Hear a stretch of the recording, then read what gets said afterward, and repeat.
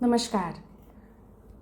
Indian association of physics teachers अर्थात IAPT के सहयोग में हो रही भौतिक शास्त्र की श्रृंखला में मैं डॉक्टर दीप्ति सिधे आपका तहे दिल से स्वागत करती हूँ।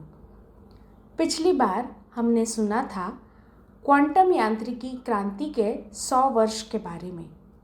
आज का विषय है कंप्यूटर के बदलते आयाम, अबाकस से क्वांटम कंप्यूटर तक। इसका लेखन किया है प्रोफेसर डॉक्टर प्रदीप कुमार अहलूवालिया ने, जो भौतिक शास्त्र के प्राध्यापक है और IAPT के अध्यक्ष है। इसका अभिवाचन एवं प्रस्तुति की है डॉक्टर दीप्ति सिधे ने, जो भौतिक शास्त्र पढ़ाती हैं और अपनी YouTube channel D creations resources तथा लेखन के द्वारा विज्ञान प्रसार, खास करके भौतिक शास्त्र का प्रसार करती है। तो चलिए सुनते हैं कंप्यूटर के बदलते आयाम, अबाकस से क्वांटम कंप्यूटर तक। जी हाँ, आपने ठीक सुना, कंप्यूटर बदल रहे हैं। मानव सभ्यता के विकास में चिरकाल से संगणनाओं यानी कंप्यूटिंग का बहुत योगदान रहा है और इसका एक लंबा इतिहास है।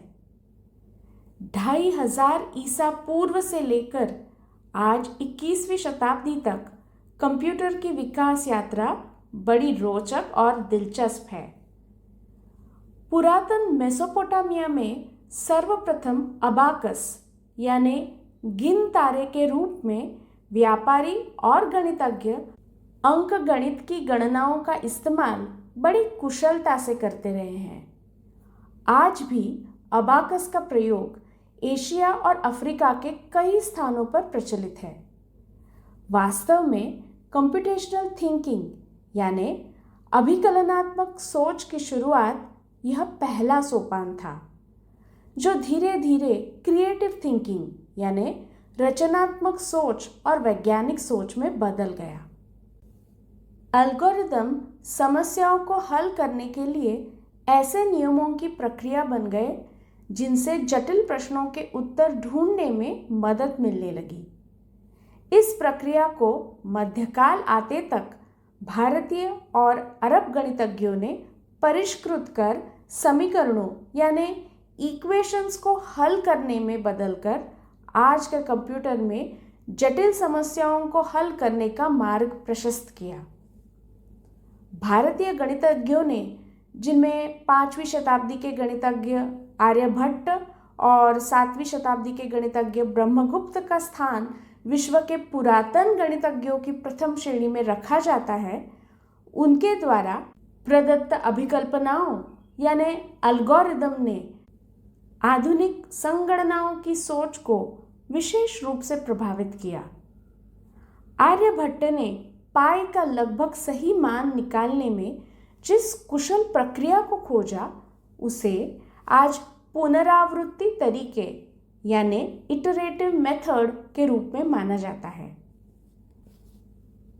3000 वर्ष पहले भारतीय कवि एवं गणितज्ञ पिंगला ने जिस छंद शास्त्र की रचना की, उसमें आज की बाइनरी व्यवस्था का प्रयोग किया गया था, जिससे पता लगता था कि कैसे n अक्षरों से बने शब्दों को 2 की शक्ति n यानी 2n स्वरूपों में लिखा जा सकता है।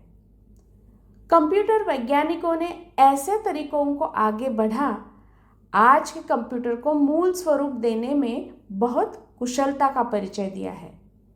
इस श्रृंखला में भास्कराचार्य, केरल के माधव और नीलकंठ जैसे महान गणितज्ञों ने अप्रोक्सीमेट मेथड्स यानी सन्निकटन विधि, अरिथमेटिकल यानी संख्यात्मक गणना से इतर प्रतीकात्मक यानी अमूर्त धारणाओं या सिंबॉलिक मैनिपुलेशन को जन्म दिया, जो कि आज आर्टिफिशियल इंटेलिजेंस के लिए मार्ग प्रशस्त कर रहा है। 17वीं शताब्दी के आते आते यांत्रिक संगणक यानी मैकेनिकल कैलकुलेटर का प्रचलन शुरू हुआ। इसमें प्रमुख था 1642 ईस्वी में ब्लेस पास्कल द्वारा बनाया गया पास्कल कैलकुलेटर, जो अंकों को जमा करने और घटाने में सक्षम था। बाद में लिबनीज ने इस कैलकुलेटर को परिष्कृत कर गुना और भाग देने की क्षमताओं के लिए विकसित किया। यह यांत्रिक संगणक मनुष्य को आधुनिक कंप्यूटर की ओर ले जाने की दिशा प्रदान कर रहे थे।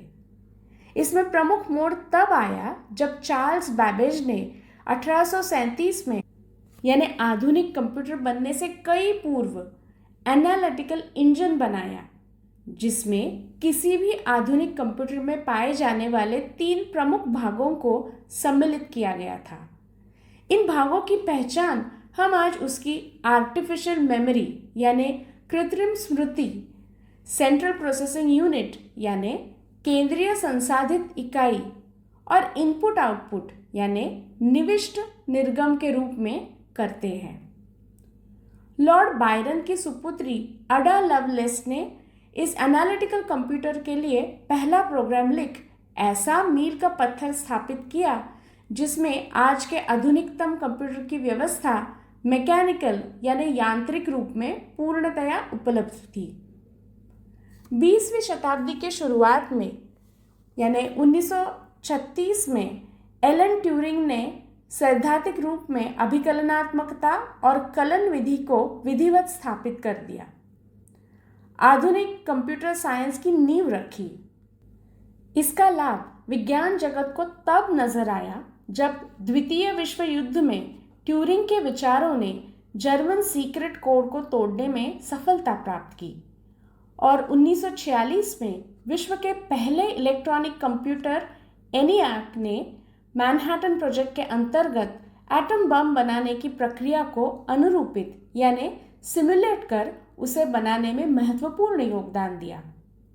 एनियाक वास्तव में एक बहुत बड़े हॉल में इलेक्ट्रॉनिक वॉल्वो और ट्यूबों से बना एक ऐसा विशाल जुगाड़ था जिसे ठीक तरह से चलाए रखना भी एक चुनौती थी। शीघ्र ही ट्रांजिस्टर के आविष्कार ने इन परिस्थितियों में अभूतपूर्व बदलाव ला सॉलिड स्टेट इलेक्ट्रॉनिक्स द्वारा प्रदत्त नई तकनीकों से जैसे integrated circuits, large integrated circuits और माइक्रोप्रोसेसर जैसी इलेक्ट्रॉनिक इकाइयों ने 1960 के दशक में पहले मेन फ्रेम कंप्यूटर को जन्म दिया, जिसका मिनी स्वरूप पहले तो डेस्कटॉप कंप्यूटर में परिवर्तित हुआ और फिर धीरे धीरे laptop computer, palm top computer और अब स्मार्टफोन के रूप में हमारे हाथों और कानों से मानो आकर चिपक गया है। कंप्यूटर बनाने की तकनीक यानी हार्डवेयर तथा कंप्यूटरों को चलाए रखने के लिए भिन्न प्रकार के सॉफ्टवेयर्स के विकास ने इन मशीनों के दिमाग चकरा देने वाले कामों की मानो झड़ी लगा दी। मुख्यतः इनमें प्रयोग में लाए जाने वाले 2 प्रकार के सॉफ्टवेयर्स को हम आज बहुत अच्छी तरह से पहचानते हैं, जिन्हें हम ऑपरेटिंग सिस्टम और एप्लीकेशन सॉफ्टवेयर्स की श्रेणियों में बांट सकते हैं। आइए आपके हाथ में विराजमान स्मार्टफोन, जो एक मल्टीपर्पज़ यानी बहुउद्देशीय कंप्यूटर का लघुत्तम स्वरूप है, उसे समझें।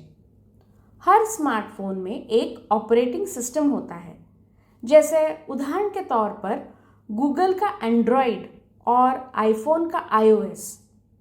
स्मार्टफोन में उपस्थित ऐप्स वो एप्लीकेशन सॉफ्टवेयर है जिनके माध्यम से आप भिन्न भिन्न प्रकार के कार्यों को अंजाम देते हैं। इंटरनेट का मकड़ जाल, जिसे हम वर्ल्ड वाइड वेब या संक्षेप में वेब कहते हैं, कंप्यूटरों, डेटा सेंटरों एवं ऑनलाइन संचार माध्यमों से जुड़ा ऐसा कंप्यूटर नेटवर्क मानते हैं जो सोशल मीडिया एप्लीकेशन सॉफ्टवेयर द्वारा एक महत्वपूर्ण मानव नेटवर्क का रूप धारण कर चुका है। इसकी संकल्पना 20वीं शताब्दी के पहले 4 दशकों में सिर्फ काल्पनिक विज्ञान कथाओं का हिस्सा मात्र थी। इस विस्तृत मकड़ जाल को मूर्त रूप देने में कम्युनिकेशन टेक्नोलॉजीज जैसे ऑप्टिकल फाइबर सैटेलाइट कम्युनिकेशन और वाईफाई जैसे उपलब्धताओं ने हमें 24/7 सोशल मीडिया जीवी बना दिया है। आज 21वीं शताब्दी के 25 वर्ष बाद कंप्यूटर तकनीक का एक और अभूतपूर्व बदलाव हमारे दरवाजे पर दस्तक दे रहा है, और वह है आज का अत्याधुनिक कंप्यूटर, जिसे वैज्ञानिक क्वांटम कंप्यूटर का नाम दे रहे हैं, जो क्वांटम यांत्रिकी की विचित्र विलक्षण क्षमता को इस्तेमाल कर एक नए युग की शुरुआत कर चुका है। यह स्थापित यानी क्लासिकल इलेक्ट्रॉनिक कंप्यूटर से बिल्कुल अलग है। अब होड़ इस बात की है कि कैसे इसे परिष्कृत कर अधिक कार्य कुशल बनाया जाए और उपलब्ध करवाया जाए। आज हम क्लासिकल कंप्यूटर की 0 और 1 वाली बाइनरी डिजिट यानी बिट की दुनिया से आगे क्वांटम बिट यानी क्यूबिट की दुनिया में कदम बढ़ा रहे हैं। जिस तरह क्लासिकल कंप्यूटर में संगणनाएं लॉजिकल गेट्स के माध्यम से होती हैं, उसी तरह क्वांटम कंप्यूटर में यह संगणनाएं क्वांटम लॉजिकल गेट्स के माध्यम से होती है। इस दिशा में सबसे पहले जिस नोबेल पुरस्कार विजेता भौतिक शास्त्री ने एक महत्वपूर्ण प्रश्न उठाया था, वह थे रिचर्ड फाइनमैन। रिचर्ड फाइनमैन एक बहुत ही विलक्षण प्रतिभावान थियोरेटिकल भौतिक विज्ञानी थे। उनका प्रश्न था, क्या हम प्रकृति में उपलब्ध आधारभूत क्वांटम विलक्षणता को कंप्यूटर संगणनाओं में स्थापित कर सकते हैं? उनका कथन था कि प्रकृति शास्त्रीय यानी क्लासिकल नहीं है, इसे छोड़ दीजिए, और यदि आप प्रकृति को अनुकृत करना चाहते हैं तो बेहतर होगा कि आप इसे क्वांटम यांत्रिकी के नज़रिए से देखें और जांच करें। इस सोच ने क्वांटम कंप्यूटर में इस्तेमाल किए जाने वाली नई अवधारणा क्यूबिट्स को जन्म दिया। क्यूबिट्स की असाधारण प्रकृति को समझने के लिए हम एक उदाहरण अपने मस्तिष्क में अवश्य रख सकते हैं, और वह है कि क्यूबिट्स उछाले गए घूमते सिक्के की भांति सोचे जा सकते हैं, जो एक साथ पट यानी हेड और चित यानी टेल दोनों स्वरूपों में बने रहते हैं, जब तक आप उन्हें थाम कर देख न लें। यह एक विचित्र अवस्था है जिसमें हेड और टेल दोनों की एक साथ होने की संभावना हमेशा बनी रहती है। यह देखने में बहुत ही दुविधाजनक स्थिति लगती है। आइए इसे थोड़ा विस्तार में जानें कि क्वांटम कंप्यूटर वास्तव में काम कैसे करते हैं। पहले क्यूबिट्स को ही देखते हैं। क्यूबिट क्वांटम प्रकृति द्वारा प्रदत्त अति शक्तिशाली बिट है। क्लासिकल कंप्यूटर वाली बिट एक समय पर या तो 0 हो सकती है या 1, पर क्यूबिट एक ही समय पर 0 और 1 दोनों ही हो सकती है। इसके पीछे क्वांटम मैकेनिक्स का सुपरपोजिशन सिद्धांत कार्य कर रहा होता है। इस सिद्धांत अनुसार क्वांटम कंप्यूटर में उपस्थित क्यूबिट एक साथ एक से अधिक संभावनाओं को दर्शा सकते हैं। निष्कर्ष साफ है, क्वांटम कंप्यूटर एक समय में एक से अधिक संगणनाएं कर सकता है। इसके अतिरिक्त क्यूबिट के पास क्वांटम मैकेनिक्स द्वारा प्रदत्त एक और शक्ति उपलब्ध है, जिसे क्वांटम एंटेंगलमेंट कहते हैं।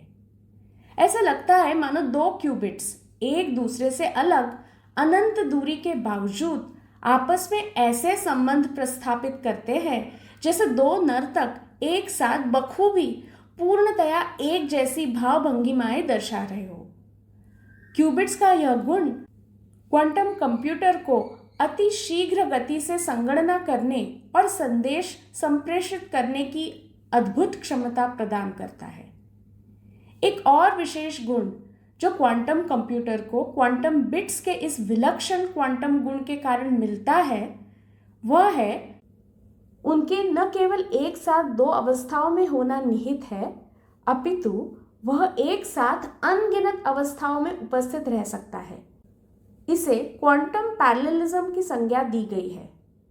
इसमें क्यूबिट्स एक साथ कई पॉसिबिलिटीज यानी संभावनाओं को प्रोसेस करते हैं, जबकि क्लासिकल बिट्स एक समय में एक चीज को ही प्रोसेस करते हैं।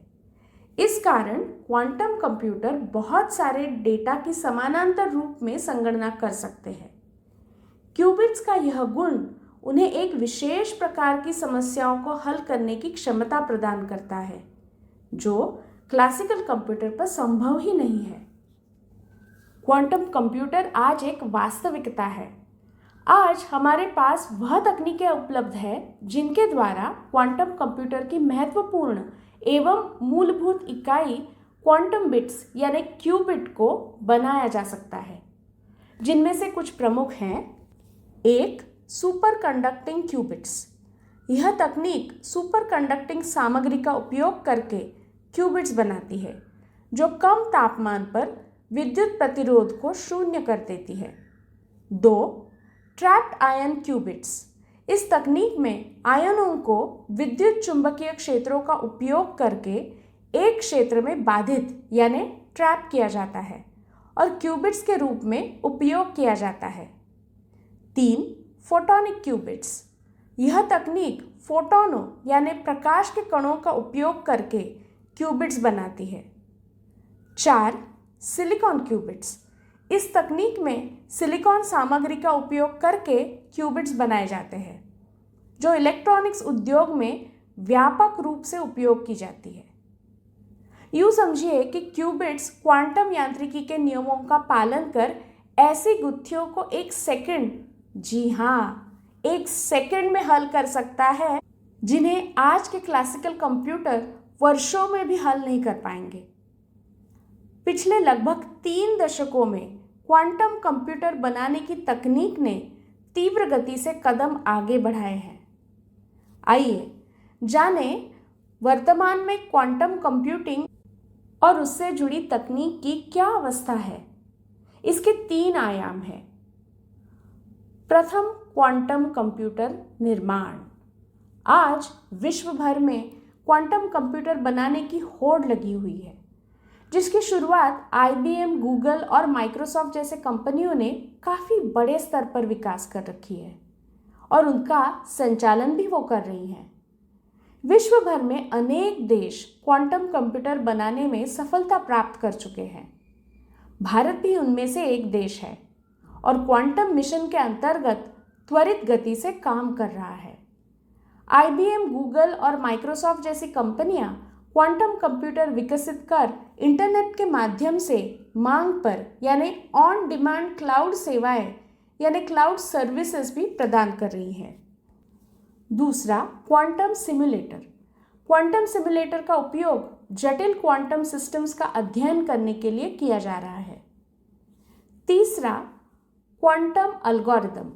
क्वांटम एल्गोरिदम का विकास क्वांटम कंप्यूटिंग के अनुप्रयोगों को बढ़ावा दे रहा है।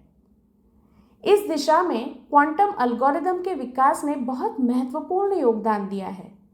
ऐसे ही कुछ जाने माने एल्गोरिदम जिनका विकास क्वांटम कंप्यूटर बनने से दशकों पहले किया जा चुका है, वह है एक, शॉर्स एल्गोरिदम। 1994 में पीटर शॉर द्वारा विकसित यह एल्गोरिदम बड़ी संख्याओं के गुणनखंड बनाने यानी फैक्टराइजेशन करने में उपयोग किया जाता है, जो क्रिप्टोग्राफी में महत्वपूर्ण है और वर्तमान एन्क्रिप्शन सिस्टम्स के लिए खतरे की घंटी है। 2, ग्रोवर्स एल्गोरिदम। यह एल्गोरिदम अनसॉर्टेड यानी बिना वर्गीकृत किए डेटाबेस में खोज करने के लिए उपयोग किया जाता है, जो क्लासिकल कंप्यूटिंग में ऑर्डर ऑफ n यानी n की कोटि का समय लेता है, लेकिन क्वांटम कंप्यूटर में कम होकर order of square root of n यानी n के वर्गमूल की कोटि का समय लेता है और उसे अभूतपूर्व गति प्रदान करता है।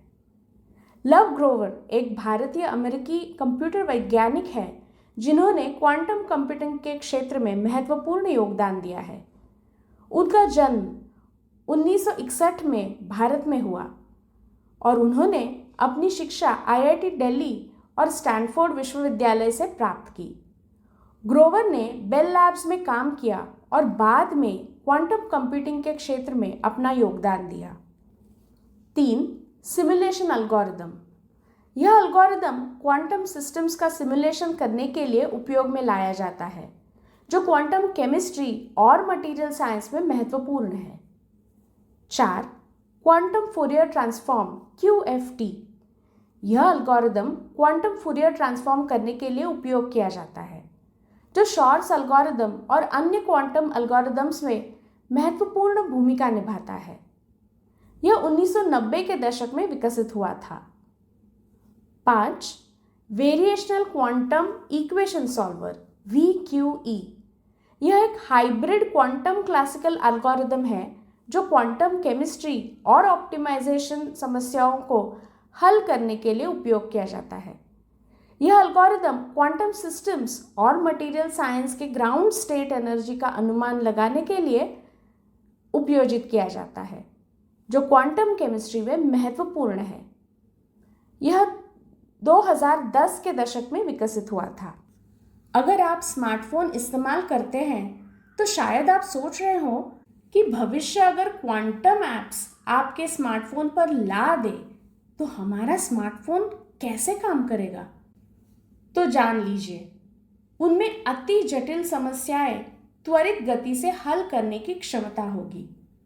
उदाहरण स्वरूप, ऐसे स्मार्टफोन आपको इससे पहले कि ट्रैफिक जैम हो जाए वो होने की संभावनाओं को दर्शा देगा। भौतिकविद और रसायन शास्त्री इन नई संभावनाओं से अत्यधिक उत्साहित हो रहे हैं। ऐसे क्वांटम कंप्यूटर अधिक सटीक रूप से असंभव दिखने वाले कार्य कर पाएंगे, जैसे मौसम का सटीक पूर्वानुमान तथा स्टॉक मार्केट में उथल पुथल की त्वरित पहचान।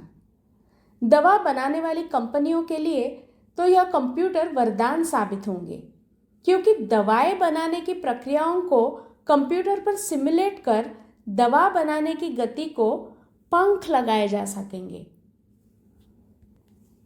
यह साधने में क्लासिकल कंप्यूटर पर वर्षों लग जाते हैं। एक और प्रश्न जो आपके मन मस्तिष्क में उभर रहा होगा और उत्सुकता जागृत कर रहा होगा, वह प्रश्न होगा, कब यह क्वांटम कंप्यूटर हमारे लैपटॉप, स्मार्टफोन के रूप में उपलब्ध हो जाएगा? क्या हमें ऐसे क्वांटम सुपर स्मार्ट हेल्पर जल्द मिलने वाले हैं? फिलहाल ऐसे क्वांटम कंप्यूटर की उपलब्धता क्लाउड कंप्यूटिंग के माध्यम से एक सर्विस के रूप में ही मिलने वाली है। साधारण भाषा में कहे तो यह सर्विस एक ऐप और एक वेब के माध्यम से ही उपलब्ध होगी। इसके लिए गूगल और IBM जैसी कंपनियां एक होड़ में लगी हैं। सभी देशों ने यह क्षमता हासिल करने के लिए एड़ी चोटी का जोर लगा दिया है।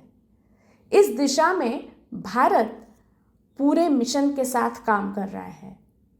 भारत सरकार ने इसके लिए लगभग 7,000 करोड़ रुपए का क्वांटम मिशन शुरू कर रखा है, जो मिशन मोड में शैक्षणिक संस्थानों, तकनीकी संस्थानों और उद्योगों को एक साथ लाकर क्षमताएं हासिल करने के लिए आगे बढ़ रहा है। देश में ऐसे स्टार्टअप भी कार्य कर रहे हैं जो इस क्षमता को प्राप्त भी कर चुके हैं। ऐसी संभावनाएं भी उजागर हो रही हैं कि कुछ ऐसी विशिष्ट इलेक्ट्रॉनिक्स चिप का निर्माण किया जाए जो विशिष्ट क्वांटम कार्यशीलता को हमारे लैपटॉप या स्मार्टफोन पर उपलब्ध करवा सके। क्वांटम कंप्यूटर के बनाने में और उपलब्ध करवाने में सबसे बड़ी कठिनाई है क्यूबिट्स की अति नाजुकता और उन्हें बनाए रखने के लिए चरम भौतिक स्थितियां जैसे सुपर कोल्ड वातावरण इत्यादि की आवश्यकता।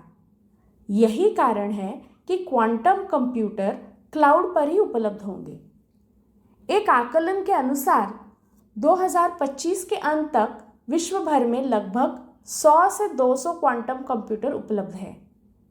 भारत के शीर्ष वैज्ञानिक संस्थान Tata institute of fundamental research, जिसे TIFR के नाम से भी जाना जाता है, अप्रैल 2025 में 7 क्यूबिट वाला कंप्यूटर बना देश में पहला ऐसा संस्थान बन गया है।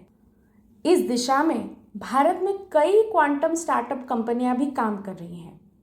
उनमें से एक स्टार्टअप कंपनी QPi AI ने सिंधु नाम से देश का पहला 25 क्यूबिट वाला कंप्यूटर 14 अप्रैल 2025 को देश में लॉन्च किया है। नवंबर 2025 में इसी कंपनी ने एक और कीर्तिमान स्थापित करते हुए कावेरी नाम का 64 क्यूबिट वाला क्वांटम कंप्यूटर विकसित किया है। यह computer super conducting quantum qubits को इस्तेमाल कर बनाया गया है। इसी प्रकार भारत ने 2025 में 25 क्यूबिट वाला क्वांटम प्रोसेसिंग यूनिट बनाने की उपलब्धि भी प्राप्त की है। यह बहुत महत्वपूर्ण क्वांटम सिक्योरिटी इंटीग्रेटेड प्रोसेसर है। देश का लक्ष्य इस दिशा में आत्मनिर्भरता प्राप्त करना है। हमें यह याद रखना है कि इस क्षेत्र में आत्मनिर्भरता ही सबसे बड़ी सिक्योरिटी सुनिश्चित कर सकती है। फाइनमैन ने सोचा था कि क्वांटम कंप्यूटर नेचर की क्वांटम पावर का इस्तेमाल करेंगे। अब वे यहाँ है। क्वांटम कंप्यूटर कुछ ऐसी बड़ी समस्याएं हल कर रहे हैं जिन्हें नॉर्मल कंप्यूटर हल नहीं कर सकते। क्वांटम कंप्यूटर के लिए इंतजार कर रही कुछ बड़ी समस्याएं हैं। एक, एन्क्रिप्शन तोड़ना, जैसे RSA। क्वांटम कंप्यूटर मौजूदा सिक्योरिटी सिस्टम को क्रैक कर सकते हैं। 2, मॉलिक्यूल्स को सिमुलेट करना, यानी नई दवाइयाँ, मटेरियल तेजी से बनाने में मदद करना। 3, ऑप्टिमाइजेशन प्रॉब्लम, जैसे लॉजिस्टिक्स, फाइनेंस पोर्टफोलियो के लिए सबसे अच्छे रास्ते ढूंढना। 4, कॉम्प्लेक्स यानी जटिल AI ट्रेनिंग, क्वांटम पावर से मशीन लर्निंग को तेज करना। ये ऐसे क्षेत्र हैं जहां क्वांटम की विलक्षणता गेम बदल सकती है। इस समय देश को आवश्यकता है ऐसे क्वांटम वर्कफोर्स की जो क्वांटम कंप्यूटर की शक्तियों का दोहन देश और समाज के भले के लिए कर सके। विशेषज्ञों का मानना है कि भारत दुनिया भर में क्वांटम टेक्नोलॉजी क्रांति में अहम भूमिका निभाने के लिए तैयार है। क्वांटम टेक्नोलॉजी हमारे कंप्यूट यानी संगणना करने के तरीकों को बदलने के लिए तैयार है। क्या आप तैयार हैं? अगला स्टॉप क्वांटम AI है। प्रसिद्ध क्वांटम रणनीतिकार केविन कोलमैन के शब्दों में, क्वांटम प्रौद्योगिकी की क्रांतिकारी क्षमता के आगे इंटरनेट युग का बदलाव एक छोटी सी उपलब्धि जैसा लगेगा। अभी आपने सुना एक लेख जिसका शीर्षक था कंप्यूटर के बदलते आयाम, अबाकस से क्वांटम कंप्यूटर तक। लेखन प्रोफेसर डॉक्टर प्रदीप कुमार अहलूवालिया, अध्यक्ष IAPT, Indian association of physics teachers. अभिवाचन एवं प्रस्तुति doctor Deepti Sidhaye, Savitribai Phule, Pune university, Pune. Indian association of physics teachers अर्थात IAPT की श्रृंखला का यह दूसरा भाग प्रसारित किया गया डी क्रिएशंस रिसोर्सेस इस YouTube चैनल पर। धन्यवाद।